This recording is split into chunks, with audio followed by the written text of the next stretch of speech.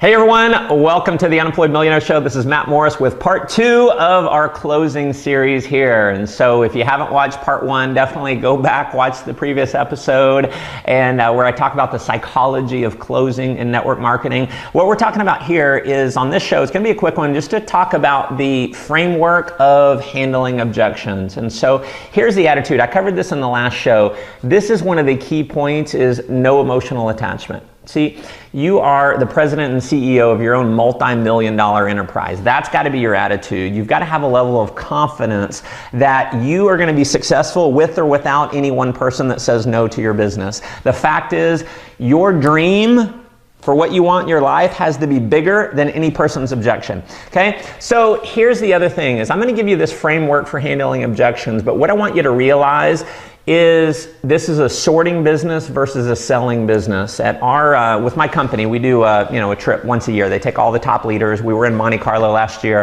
in Monaco. And an amazing time. We had this dinner overlooking one of the oldest casinos in the world. It was this picturesque scene.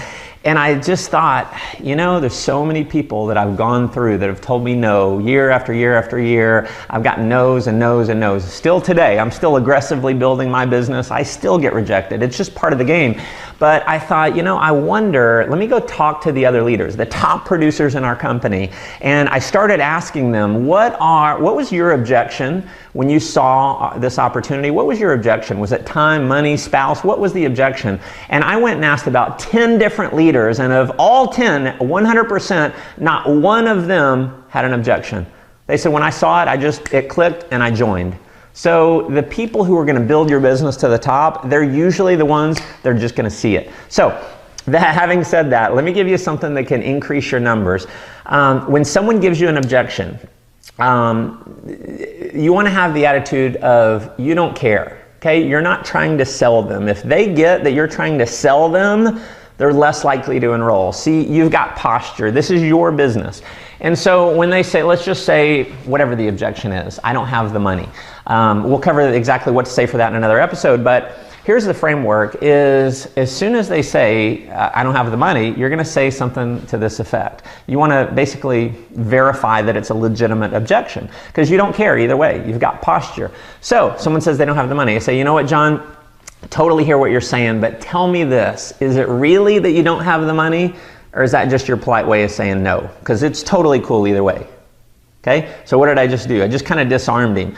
What they're expecting is to, you immediately get in and try and sell them. But no. You're just saying, listen, I hear what you're saying, but tell me this. Be real honest with me. Is it really that you don't have the money, or is that just your polite way of saying no? Okay? And so sometimes you're just letting them off the hook. It's like, nah, I just don't want to do it. If they don't want to do it, hey, shake their hand, thank them for taking a look, and you're on to the next person. But what they say in most cases is, no, I want to. And so, or no, I really just don't have the money. And so you go into question number 2 is, all right, John, well, tell me this. Do you want to do this? Do you really want to do this?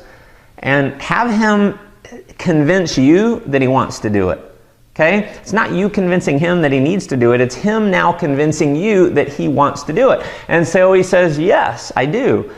And I'm going to go a third time or a second time. Question number 3 is basically saying, are you sure? Are you serious? Do you really want to do it? Okay, so now you've got him selling you 2 different times. He said, yes, I want to do it.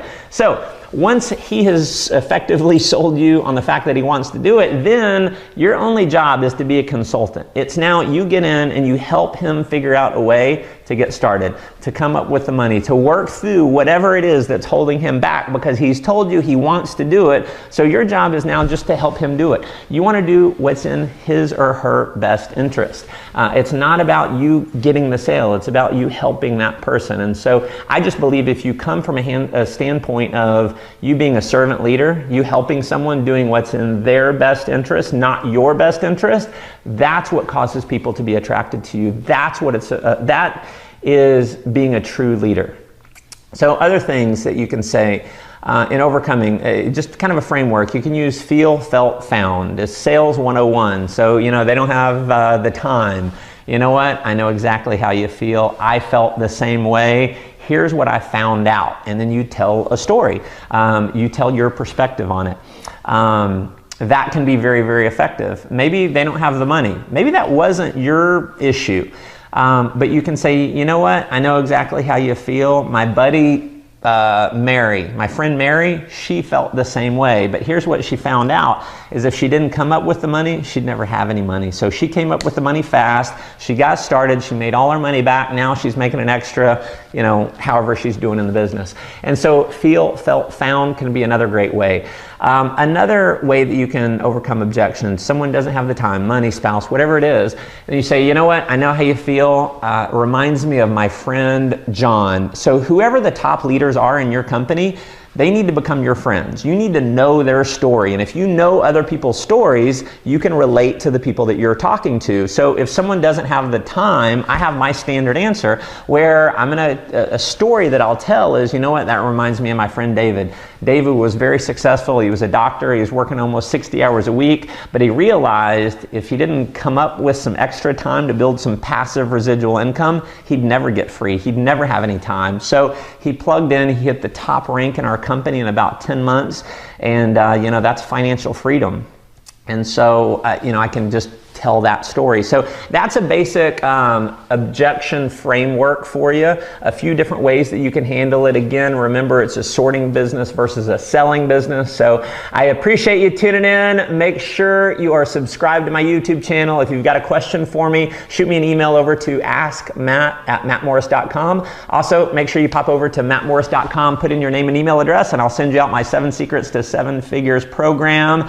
And until the next time, make life an adventure.